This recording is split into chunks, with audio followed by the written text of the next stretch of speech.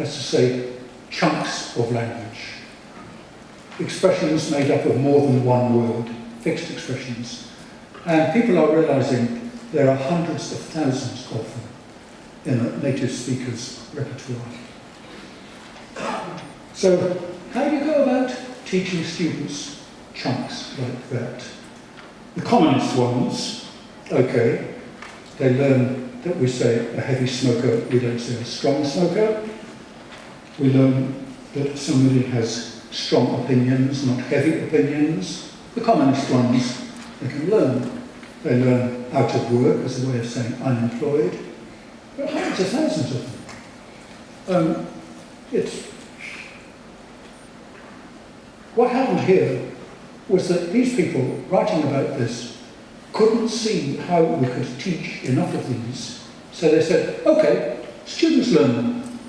They should have strategies for learning them. And that word strategy is often a cop-out.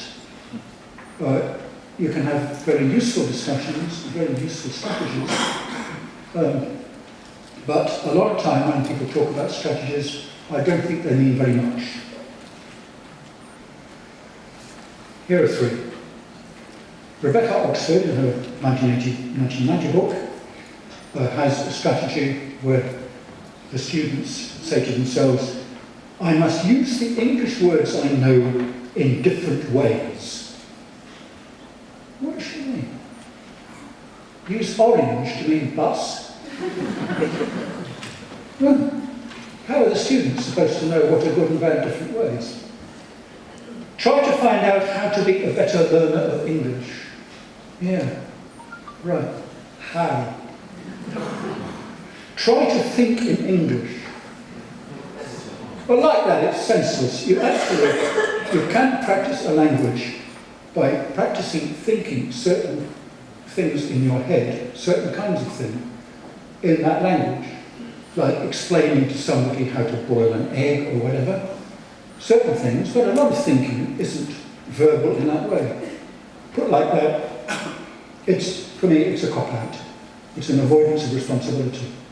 Can't do it, so tell the students to have strategies for doing it.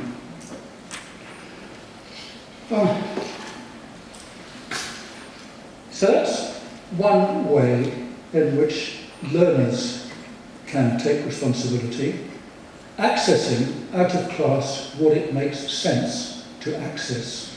And there's a lot that they can do. Vocabulary is a good thing. Students can learn an awful lot of vocabulary outside class. But you may have to help them find good, constructive ways of doing that. I'm sure you do. Another is sharing decision making. Here are some things that I like. Back in the past, when I was in the classroom, I liked to talk over it with my students. I liked to get their opinions on the nature of language learning. How do people learn languages? What do they think about grammar? Good ways of learning and practicing different things. Importance or unimportance of grammar and pronunciation. How much correction is good, how much isn't. Use of the mother tongue. Is it okay to use the mother tongue in class? Choice of topics to talk about and read about. Value of a course book.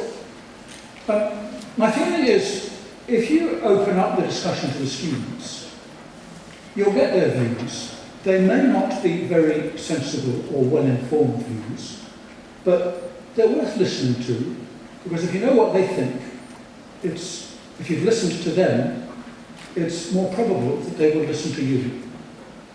And that's just absolutely normal in any kind of teaching. If you want them to listen, listen to them. And some of their views may be sensible. There's not always a right answer. So, I like, early in a language course, to exchange views, find out what they think, and then say, okay, well, I agree with you up to a point, but, maybe this is better, and so we're going to go this way rather than that way. Some of their ideas will clearly be wrong. I want you to correct all my mistakes. Well, you can't. Crazy. But it may not be easy for them to understand why it's unrealistic. So it needs to be explained. They may want a perfect pronunciation. Well, it won't happen. Not for the classwork anyway. But it needs to be explained why, and why it doesn't matter for most people. Anybody really. Some students will want no grammar, some students will want lots of grammar. In the end, really, it's your views that are the most important. But just occasionally, we may be wrong, they may be right. Do learners agree that autonomy is good for them?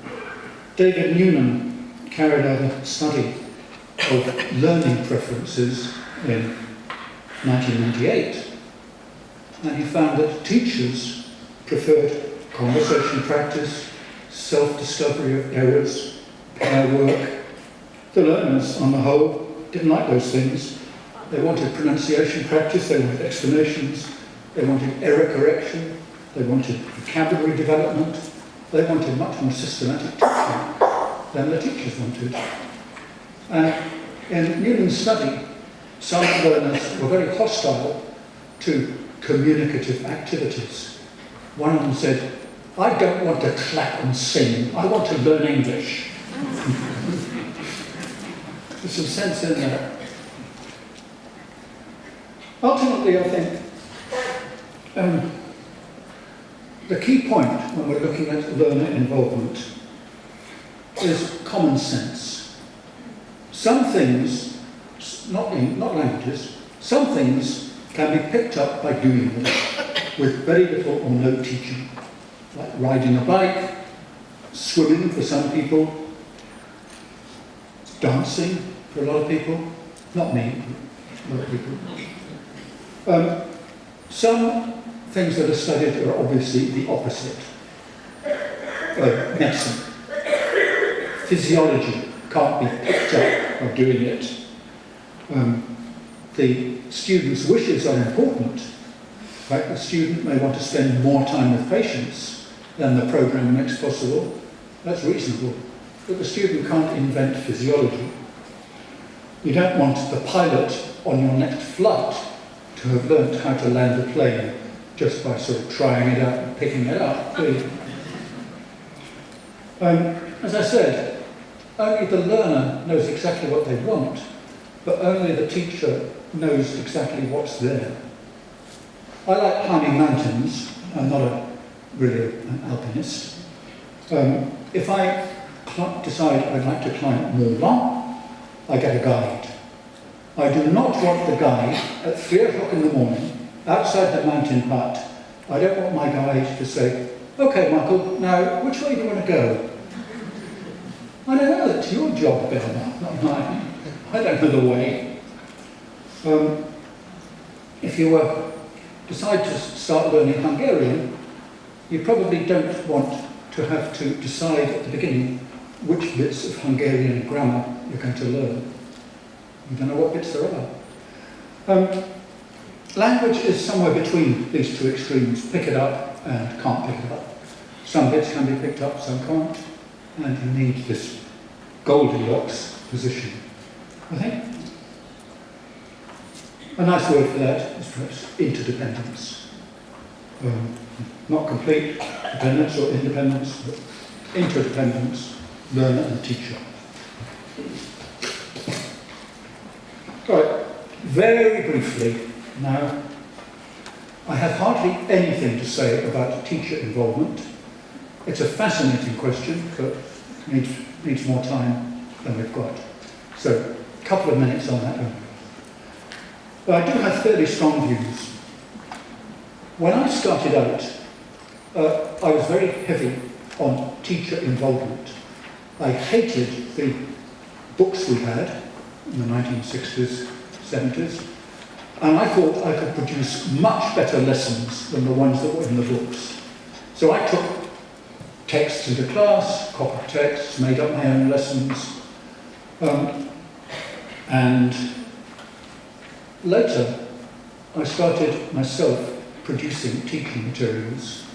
My wife and I produced a big English language course, Cambridge English course, and it took several years, and I realised then what is involved in putting together systematically all the top priority elements that go into a language course that have to be learned.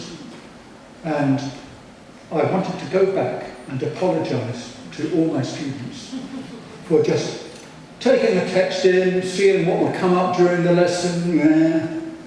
I was sorry. So many things I hadn't taught them. One term, we got to the end, I realised I hadn't taught them how to talk about the future. It hadn't come up.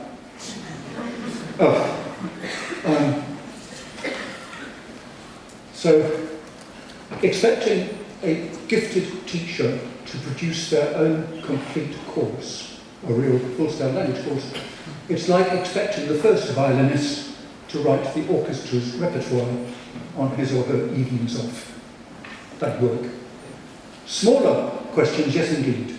Particular types of teaching, particular limited areas, pronunciation maybe, certain kinds of EAP, then the properly qualified teacher may be able to produce better materials than the standard teaching materials provide. And of course, teachers need to intervene, get involved. No course is exactly right for anybody's students. Teacher needs to adapt, supplement, etc., etc., etc.